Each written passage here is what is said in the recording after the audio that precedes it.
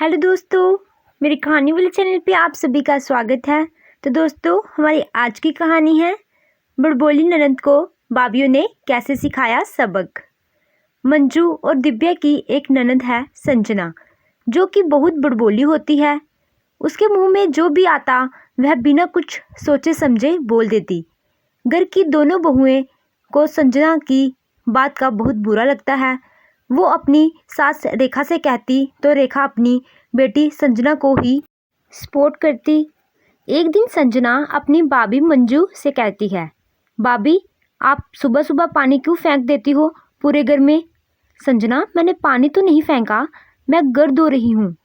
पहले अपना मुंह धो लो भाभी, बाद में घर धो देना। संजना, ये तुम्हारी तमीज़ है बात करने की? अपनी भाभी से कोई ऐसे बात करता है क्या? मैं आपसे तमीज़ से ही बात कर रही हूँ, अभी आपने मेरी बदतमीज़ी देखी कहाँ है।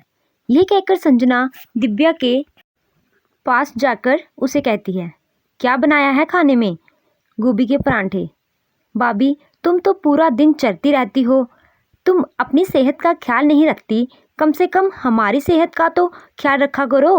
रोज़ परांठे बनाकर बैठ जाती हो। ये तुम किस तरह से बात कर रही हो मुझसे? छोटे बड़े का कुछ लिहाज है कि नहीं? जो इंसान जैसा होता है ना, उससे उस लिहाजे में ही बात करती हूँ मैं, समझिए आप। संजना की बातें दोनों बहुओं को बहुत बुरी लगती हैं। वो ये सारी बातें अपनी सास रेखा को बताती हैं। उनकी बातें सुनकर रेखा कहती है, अरे तो इसमें इतना बुरा मानने की क्या बात है, सच ही तो कहा है मेरी बेटी ने।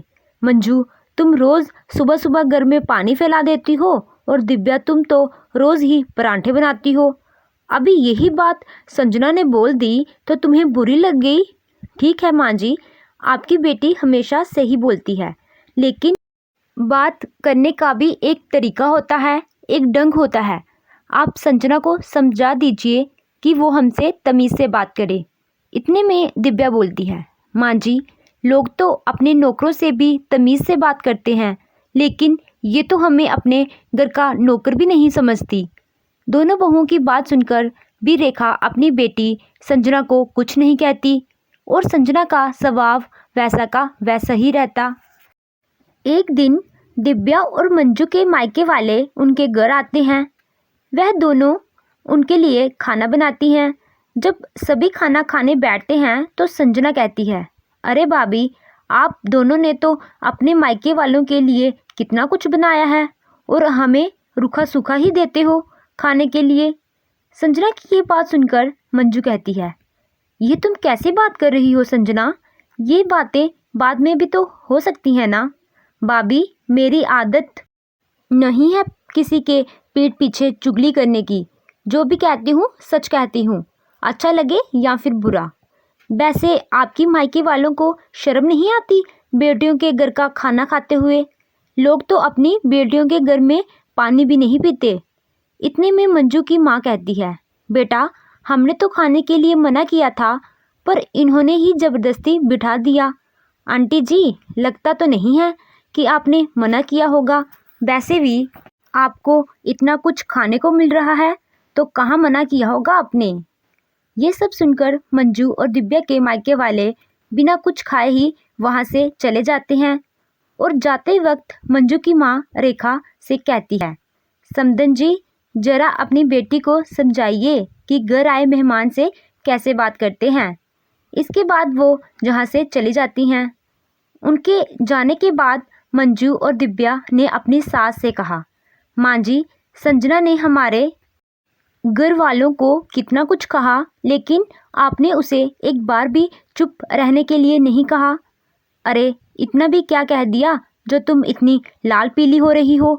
और रेखा बिना उनकी बात सुने ही वहाँ से चली जाती है। रेखा के जाने के बाद मंजू दिव्या से कहती है, देख दिव्या, आज संजना ने हमारी माँ को कितना कुछ कहा, लेकिन माँ जी ने एक बार भी उसे नहीं रोका। दीदी, अब हमें ही संजना को सबक सिखाना होगा। अब पानी सिर से ऊपर चला गया है, कुछ ना कुछ करना ही होगा। तुम ठीक कह रही हो, लेकिन हम रोज़ रोज़ तो इनसे लड़ नहीं सकते, इसीलिए हमें सही समय का इंतज़ार करना होगा। अब दोनों बहुएं अपने ननद को सबक सिखाने का इंतज़ार करती हैं और एक दिन वह सही समय आ ही जाता है जब संजना को लड़के वाले देखने आते हैं।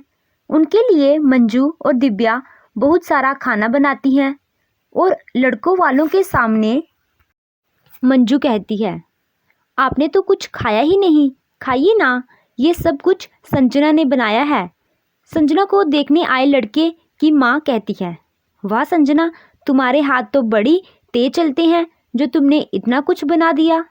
इतने में मंजू कहती है, आंटी इसके हाथ से भी ज़्यादा इसकी तो जुबान चलती है। जब आप संजना को बहू बनाकर ले जाओगे तब आपको पता चलेगा। रेखा अपनी बहू के मुंह से ये सब सुनकर कहती है, अरे क्या बोल रही हो बहू, हमारी दिव्या बहू को मजाक करने की आदत है। इतने में मंजू कहती है, अरे माँ जी, दिव्या गलत कहाँ बोल रही है, सही तो कह रही है। आंटी जी, हमारी संजना में सारे गुण हैं, आप उसे कितना भी कुछ कह लो लेकिन वह पलटकर जवाब नहीं देती। जब भी सुनाती है ना तो खरी खोटी ही सुनाती है और इतना बोलते हैं कि सामने वाले की बोलती बंद कर देती है। क्यों संजना?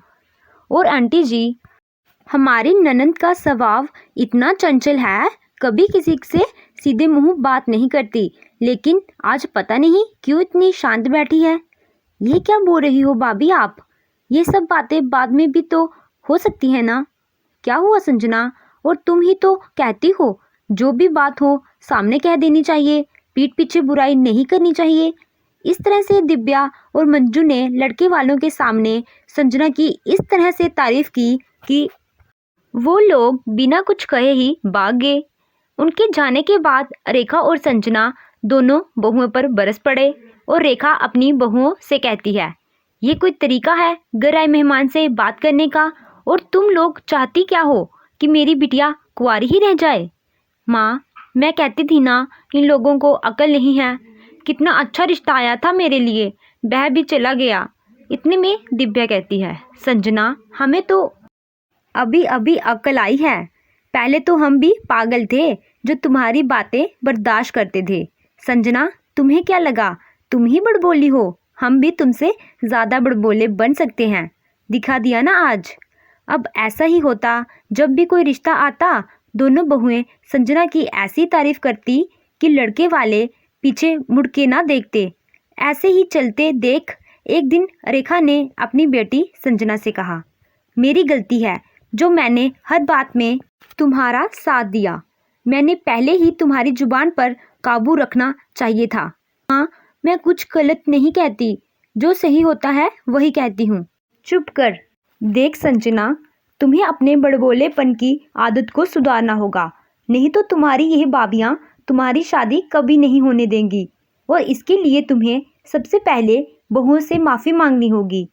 माँ की बात मानकर संजना अपनी भाभियों के पास जाकर कहती है, मंजू भाभी और दिव्या भाभी, प्लीज़ मुझे माफ़ कर दीजिए, आज के बाद मैं आपको कुछ नहीं कहूँगी। संजना की बात सुनकर मंजू कहती है, संजना, तुम्हें माफ़ी मांगने की ज़रूरत नहीं है, हम बस ये चाहते हैं कि तुम बात करने का तरीका सीखो, अपने से बड़ों को इज्जत देना सीखो। अगर यही बड़बोलापन तुम ससुराल लेकर जाओगी तो वह दूसरे दिन ही तुम्हें यहाँ छोड़ देंगे। भाभी आप सही कह रही हैं, पर पहले मुझे किसी ने टोका नहीं और यह मेरी आदत बन गई।